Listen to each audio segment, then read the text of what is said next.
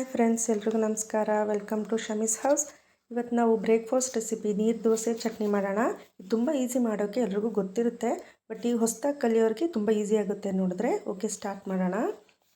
First ಒಂದು ಪಾತ್ರೆಗೆ ಒಂದು ಗ್ಲಾಸ್ ಅಕ್ಕಿ ಹಾಕ್ಕೊಳ್ಳೋಣ. ನಿಮ್ಗೆ ಎಷ್ಟು ಬೇಕಷ್ಟು ಹಾಕ್ಕೊಳ್ಳಿ ಅಕ್ಕಿನ. ಇದನ್ನು ಚೆನ್ನಾಗಿ ತೊಳ್ಕೊಂಡು ಒಂದು 2 ಅವರ್ಸ್ ನೆನೆಸ್ಕೊಬೇಕು. ಇಲ್ಲ ರಾತ್ರಿ ನೆನೆಸಿಟ್ಟು ಬೆಳಗ್ಗೆ ಮಾಡೋದಾದ್ರೂ ಆಗುತ್ತೆ, ಮಾತ್ರ ಒಂದು 2 ಅವರ್ಸ್ ಚೆನ್ನಾಗಿ ನೆನಿಬೇಕು. ನೋಡಿ, ಈಗ 2 ಅವರ್ಸ್ ನೆನೆಸಿಟ್ಕೊಂಡಿರೋ ಅಕ್ಕಿ ಇದು. ಇದನ್ನು ಆಡಿಸ್ಕೊಳ್ಳೋಣ. ಅಕ್ಕಿ ಹಾಕಿ ಅದಕ್ಕೆ ಸ್ವಲ್ಪ ತೆಂಗಿನಕಾಯಿ ಹಾಕ್ತಾಯಿದ್ದೀನಿ ನಾನು. ತೆಂಗಿನಕಾಯಿ ಹಾಕಿದ್ರೆ ಟೇಸ್ಟಿಯಾಗಿರುತ್ತೆ. ಸ್ವಲ್ಪ ತೆಂಗಿನಕಾಯಿ ಹಾಕ್ಕೊಂಡು ಉಪ್ಪು ಹಾಕ್ಕೊಂಡು ಆಡಿಸ್ಕೊತೀನಿ ನಾನು. ಈಗ ಆಡಿಸ್ಕೊಂಡಿದ್ದೀನಿ ನೋಡಿ. ಈ ಹದಕ್ಕೆ ಬರಬೇಕು, ಆ ಥರ ಆಡಿಸ್ಕೊಳ್ಳಿ. ತೆಳ್ಳಗಿರಬೇಕು, ಹಾಗಂತ ಜಾಸ್ತಿ ನೀರು ಹಾಕ್ಬಿಡಬೇಡಿ, ಈ ಥರ ಇರಬೇಕು. ಈಗ ಹಂಚಿಟ್ಕೊಳ್ಳೋಣ ಸ್ಟೌವಲ್ಲಿ. ಬಿಸಿ ಆದಮೇಲೆ ಹಾಕ್ಕೊಳ್ಳೋಣ. ನೋಡಿ ನೋಡಿ ಆಗಿದೆ. ಈಗ ನೋಡಿ ಚೆನ್ನಾಗಿ ಬಂದಿದೆ. ಈ ಥರ ಎಲ್ಲ ದೋಸೆಗಳನ್ನೂ ಮಾಡ್ಕೊಳ್ಳೋಣ. ಈಗ ಚಟ್ನಿ ಮಾಡ್ಕೊಳ್ಳೋಣ.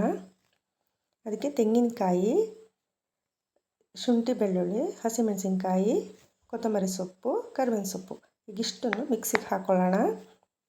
ಖಾರ ಜಾಸ್ತಿ ಬೇಕಿದ್ದರೆ ಹಸಿಮೆಣಸಿನ್ಕಾಯಿ ಜಾಸ್ತಿ ಹಾಕ್ಕೊಬೋದು. ಕರಿಬೇವಿನ ಸೊಪ್ಪು ಸ್ವಲ್ಪ ಜಾಸ್ತಿ ಹಾಕ್ಕೊಳ್ಳಿ, ಟೇಸ್ಟಿಯಾಗಿರುತ್ತೆ.